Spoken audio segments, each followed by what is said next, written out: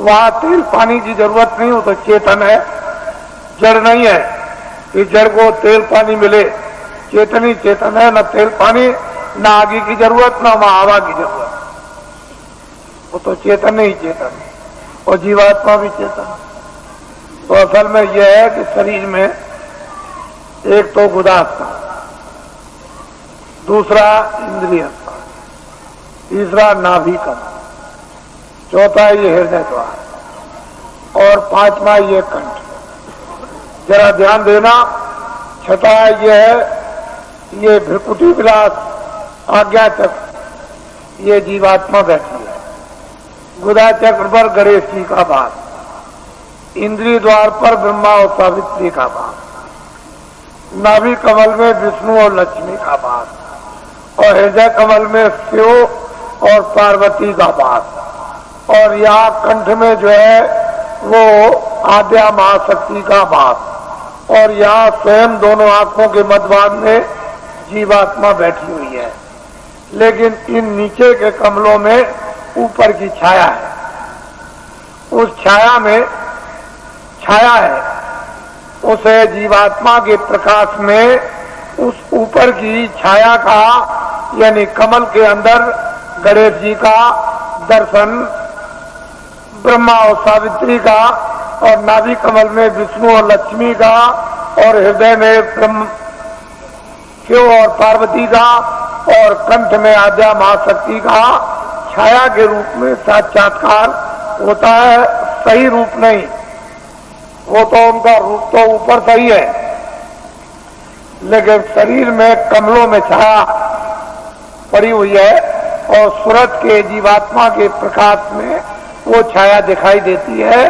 तो योगियों ने इस छाया का अनुभव कब किया? जब सतयुग, त्रेता और द्वापर, जब शरीर में ताकत थी, अनुकूल साधन थे, गृहस्थ आश्रम परिवार अनुकूल था, खान पान पर पूरा नियंत्रण था, इंद्रियां उस समय पर दमन में थी, तब ये सब चीजें आपके लिए थी। लेकिन ये कलयुग में सब वर्जित कर दिया गया। ना गुदा चक्र का साधन, ना इंद्रिय द्वार का साधन, ना नाभि कमल का साधन, और ना मतलब हृदय का साधन, ना वो कंठ का। अब जीवात्मा जहाँ बैठी है, नीचे के साधन सब छोड़ दीजिए और यहीं से ऊपर चल देना। अब ऊपर मंजिल 5 और नीचे मंजिल 5, जहाँ जीवात्मा बैठी है दोनों आंखों के मध्य भाग में, ये तो जीवात्मा का शरीर में हृदय है, तो नीचे 5 स्थान और ऊपर 5 स्थान।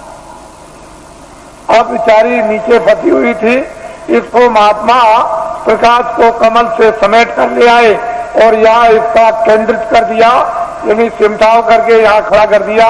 अब इसको आगे ले चलना, तो सहदल कमल, और इसके बाद में ये ईश्वर का धाम, और फिर ऊपर में दूसरा स्थान ब्रह्मधाम, तीसरा स्थान पार ब्रह्मधाम, और चौथा स्थान महाकाल, और 5वां स्थान जो है वो सत्य।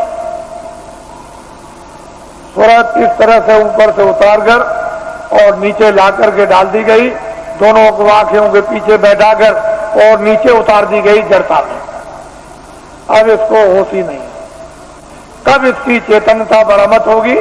ये बिना महापुरुषों के कोई काम ये कर ही नहीं सकता, और आपके कितने जीवन ऐसे चले बर्बाद हो गए। इसलिए आपको किसी को ऊपर का राज मालूम है, ऊपर क्या हो रहा।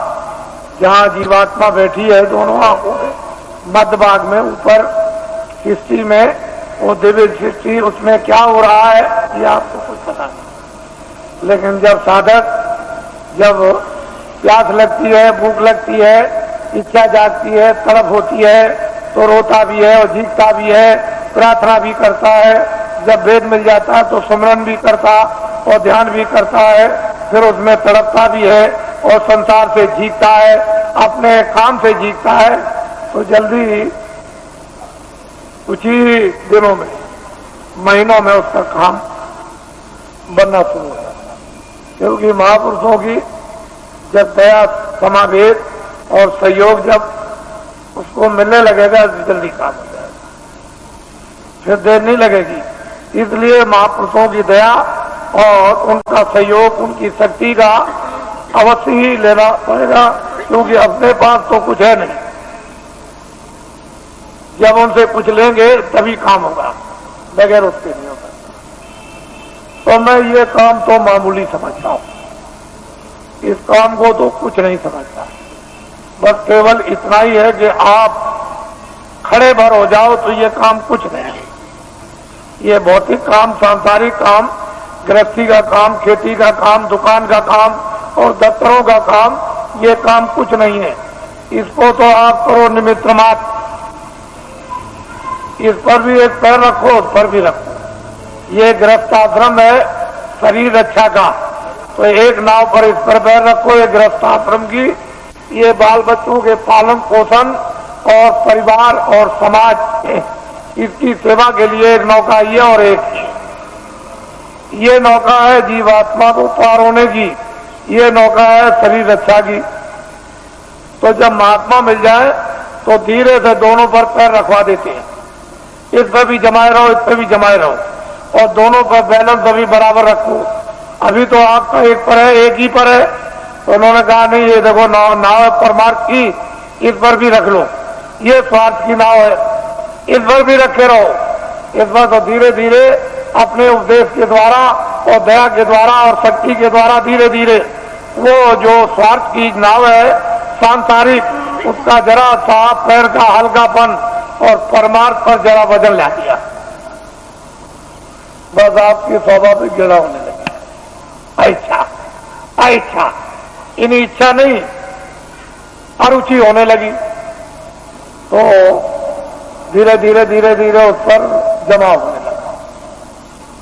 शरीर की ताकत का एक पर जमा हो। अब वो इस तरह का आपका हो जाएगा कि इस पर तो जमा हो गया और ये निमित्त मात्र रह गई। बस जब तक रहो तब तक ये निमित्त मात्र बस असली है। चलो जो नामदान के लिए आए हुए हैं वो लोग आज जल्दी से हो रहे हैं। मैं कोई केवल अध्यात्म बात नहीं, आपके छोटे छोटे घरेलू जो आपके कार्य है उनको भी सलाम। इन सब चीजों पर आप सबका ध्यान और विचार होना चाहिए।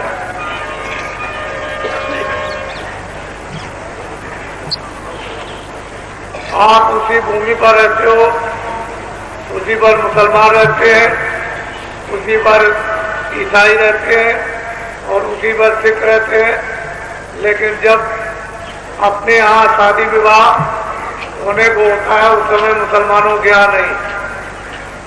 जब आपके यहाँ समाप्त हो जाएगा तो मुसलमानों के यहाँ शुरू होगा। आप कहते हो कि हमारे यहाँ शादी की लगन नहीं है, और मुसलमान कहते हैं कि हमारे यहाँ शादी की लगन है। जमीन एक है, वायुमंडल एक है, गांव और शहर एक है, आप एक ही जगह रहते हो। एक कहता है कि नहीं और दूसरा कहता है कि है। तो कोई ऐसी बात तो जरूर है जो दोनों लोग भूल भुलैया में हो गए। ये सब सामाजिक काम आपके बहुत सुलभता से, आसानी से हो गए। ये आप जानते हो कि मुंडन में कितना खर्चा होता है, यज्ञोपवीत में कितना खर्चा होता है, ब्याह शादी में कितना खर्चा होता है, ये सब आप अनुभव कर रहे हो। और ये यहाँ सुगमता से आपका छुटकारा हो रहा है।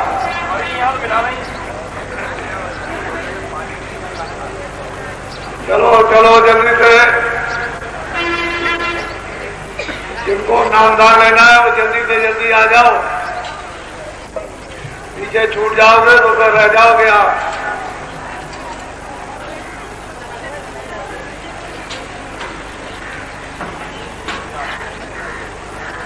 बात है कि वो चीज रात भर लगे, वो चीज आपकी आधे घंटे में हो जाए, लेकिन पद्धति के अनुसार सब कार्य। और हमारे यहाँ तो ये कहा गया कि महात्माओं के यहाँ सदा ही मतलब है शुभ मुहूर्त माना जाता है उसके, और पूजा के लिए हमेशा शुभ मुहूर्त है।